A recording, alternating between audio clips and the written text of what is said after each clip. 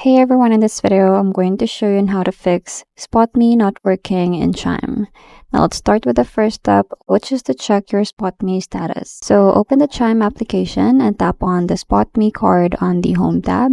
And if you see SpotMe is currently unavailable with a 0 limit, your eligibility was paused.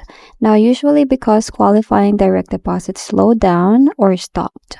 Next step is review SpotMe eligibility requirements. So go to the settings, tap on the SpotMe settings, and to keep SpotMe active, you need at least 200 in qualifying direct deposits every 34 days from an employer or benefit providers. So you have to tap on Learn More to see the exact requirements. Next step is verify your direct deposit history. So tap to Move Money. Tap on direct deposits to see your history and confirm your latest paycheck posted as a real ACH direct deposit, not a P2P transfer, mobile check, or cash load. So those don't count towards SpotMe eligibility. Next is contact the Chime support in application. So if your deposits qualify but SpotMe is still off, tap the profile icon and then go to help and then tap on contact support. Now ask them to review your SpotMe eligibility now, and then support can manually recheck your account within 24 hours.